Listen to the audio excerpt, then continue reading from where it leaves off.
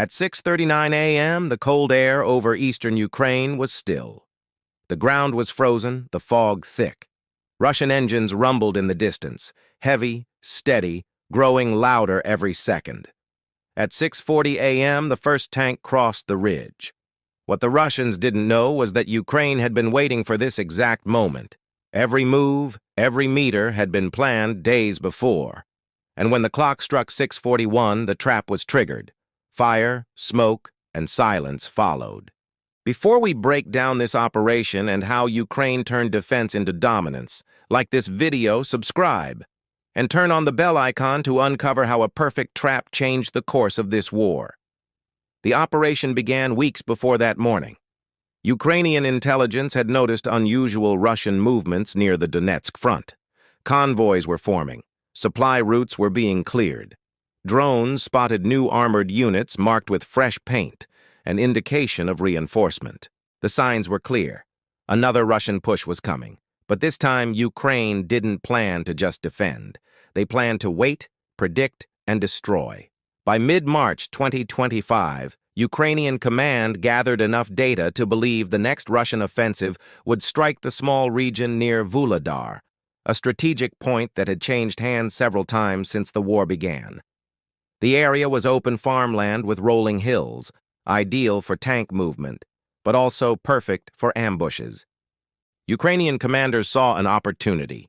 If they could anticipate the timing and direction of the attack, they could trap an entire Russian column. That's when Western intelligence stepped in.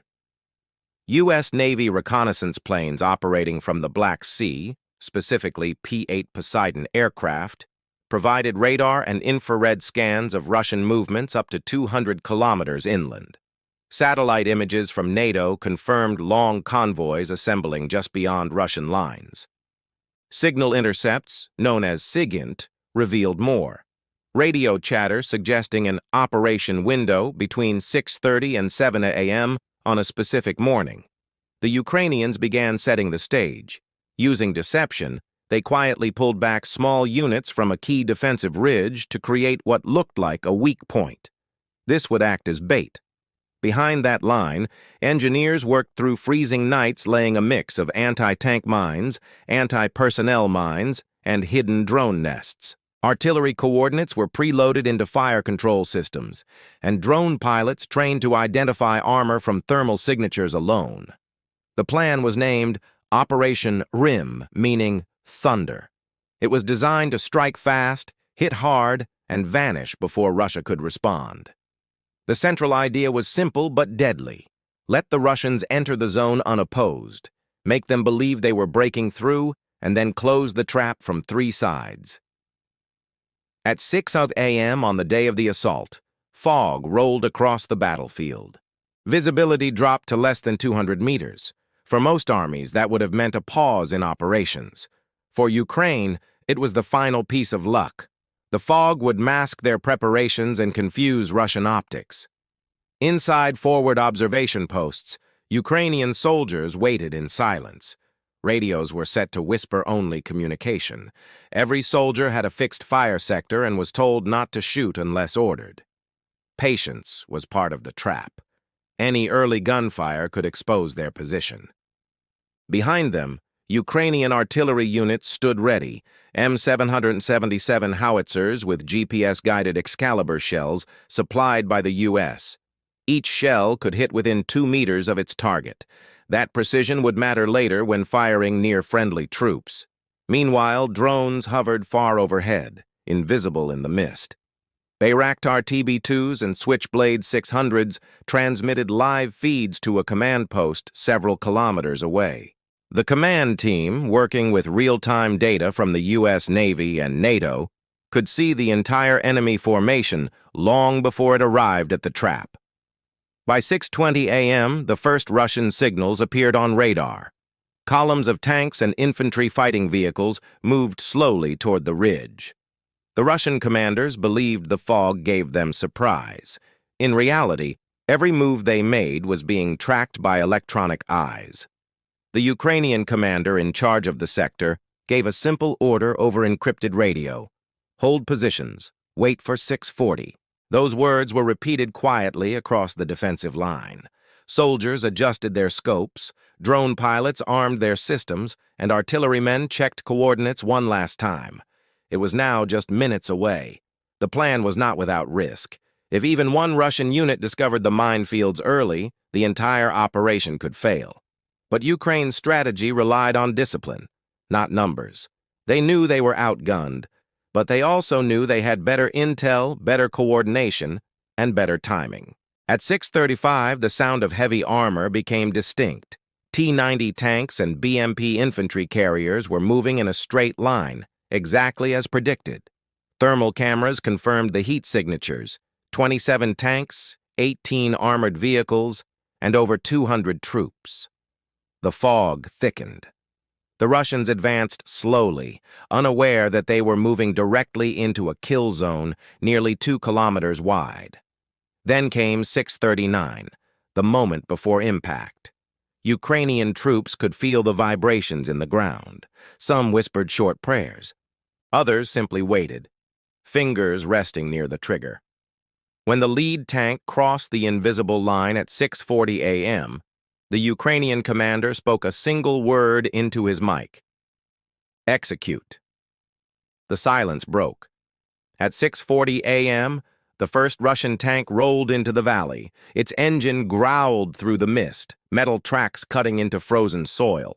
Behind it, more vehicles followed, an entire column of armor stretching nearly a kilometer long. The Russians believed they were advancing into a retreating enemy. In truth, they were entering a carefully designed kill zone. At 6:41, the Ukrainian commander gave the order. A coded signal pulsed through encrypted radios. Within seconds, the ground erupted.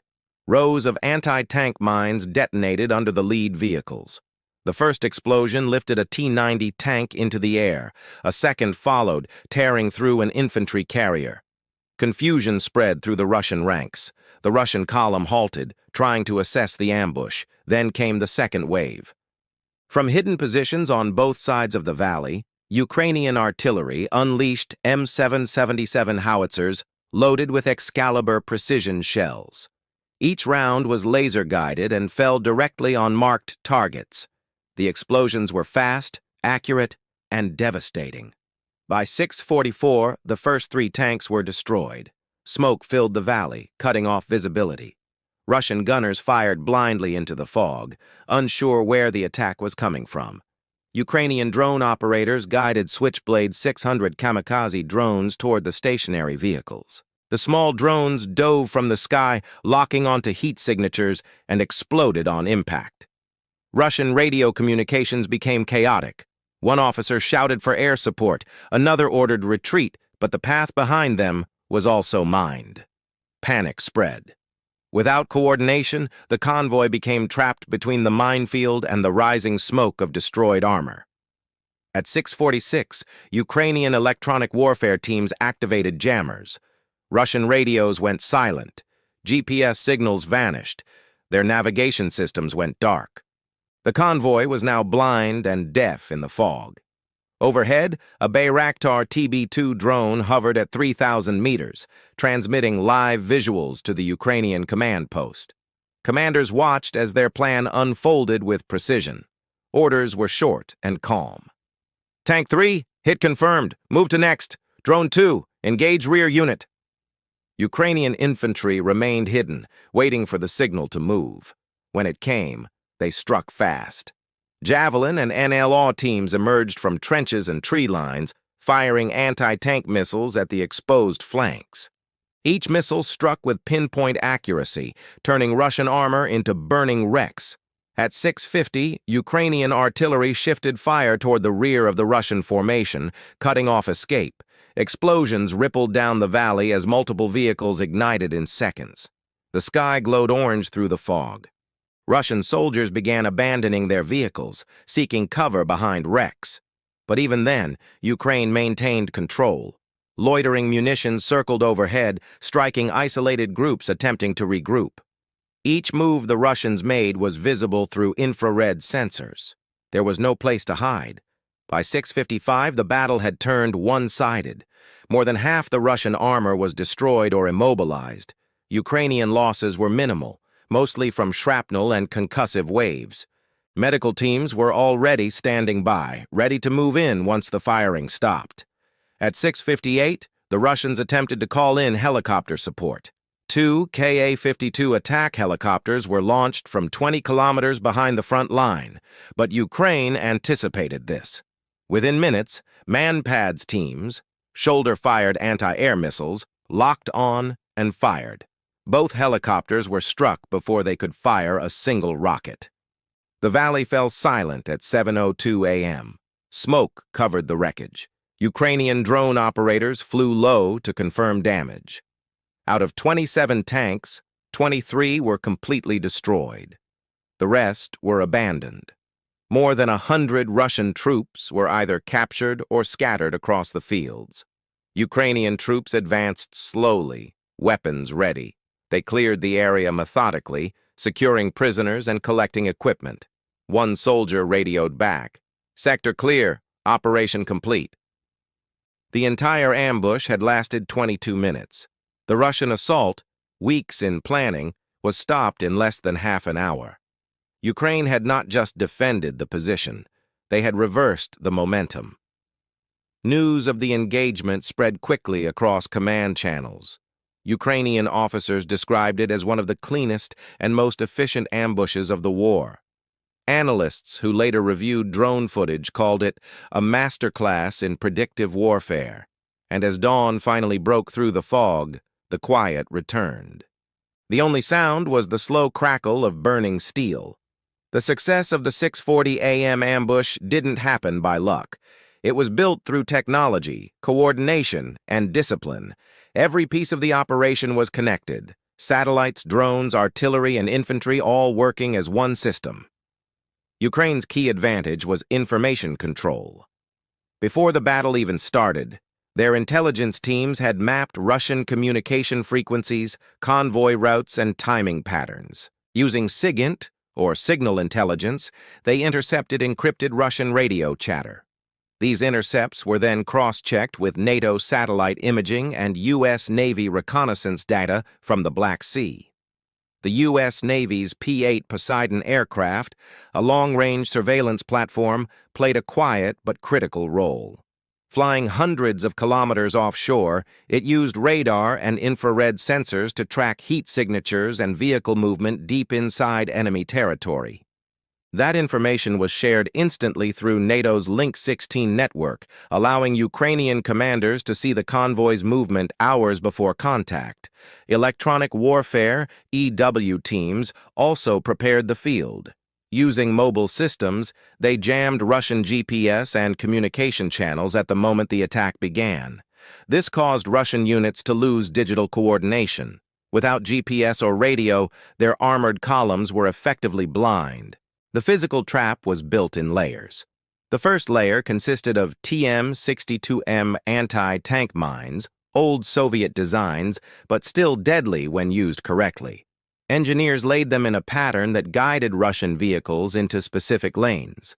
The second layer was a grid of M18A1 Claymore mines, U.S.-supplied directional charges triggered remotely to hit infantry once they dismounted. Above this, the third layer was the aerial net. Bayraktar TB2 drones loitered at high altitude for surveillance, while Switchblade 600 loitering munitions hovered in attack mode. The TB2s handled targeting, marking vehicles with infrared lasers, while the Switchblades executed precision strikes with armor-piercing warheads. On the artillery side, Ukraine deployed a mix of M727 howitzers and self-propelled crab guns, all connected through the Delta Command Network, a Ukrainian-built battlefield coordination system. This allowed gunners to receive live drone data and adjust fire in real time.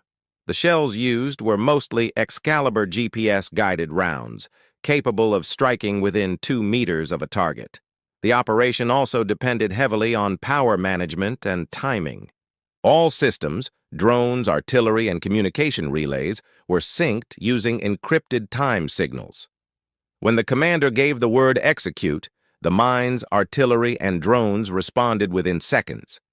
This synchronization gave the illusion of overwhelming power, even though Ukraine had fewer weapons on the ground. From a strategic point of view, the ambush showed how hybrid warfare has evolved. In older wars, success depended on mass and momentum. Now it depends on prediction and precision. Ukraine used data warfare, combining electronic surveillance, satellite intelligence, and AI-assisted targeting to trap a stronger opponent.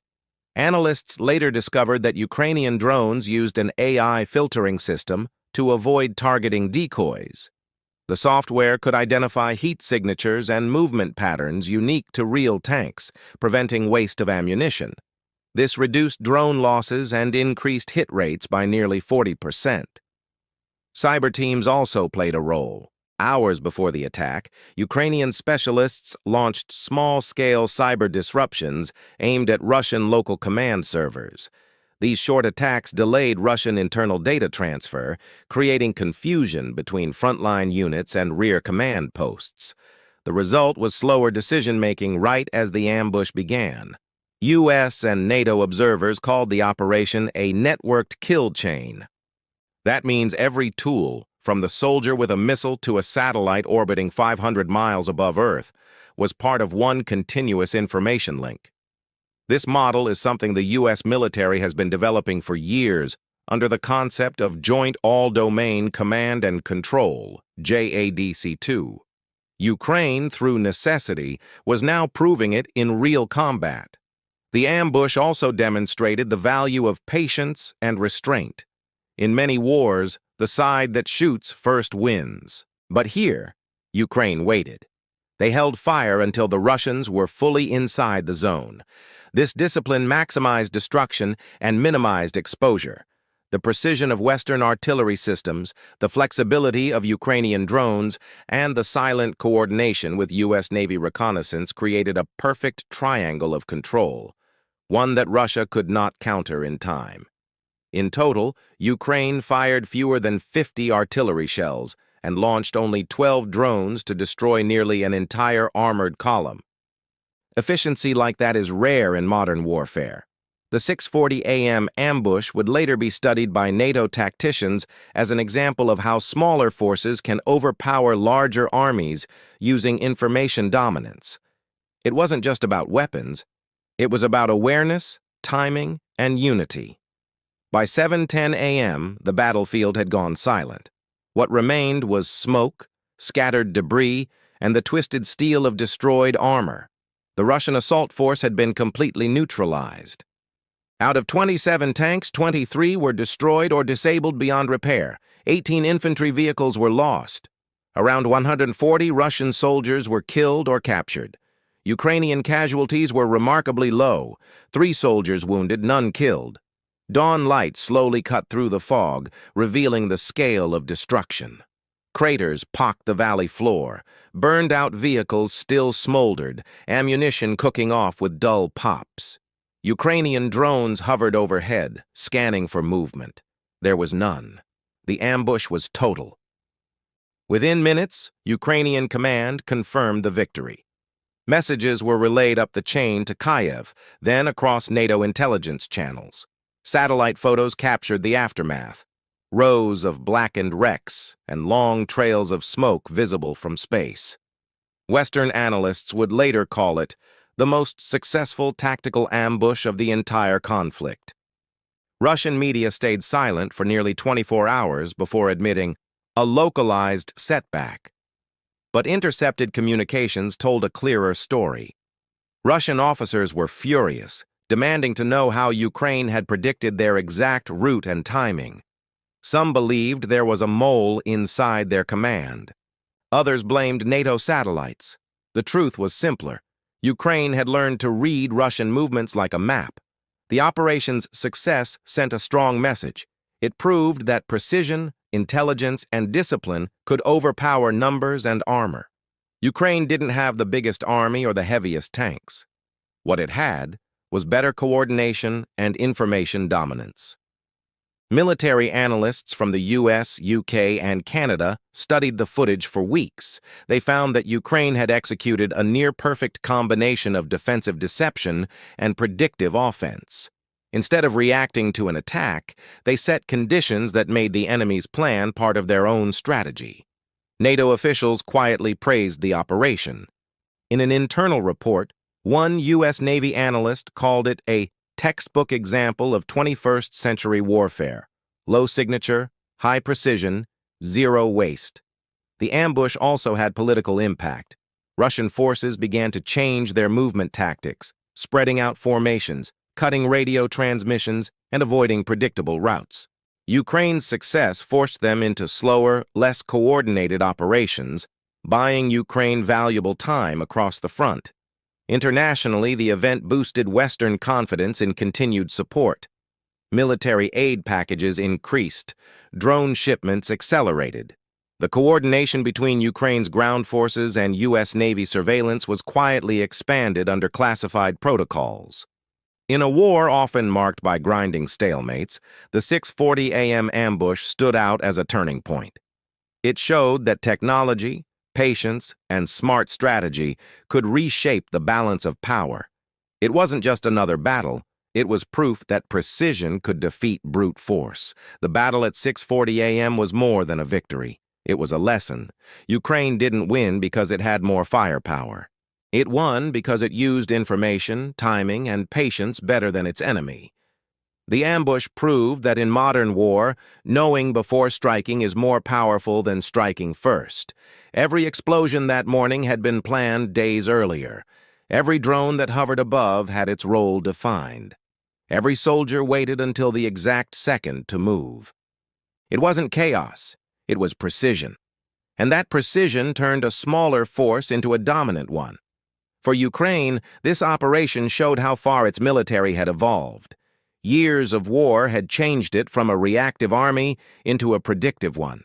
It learned to think ahead, to anticipate, to use data as a weapon.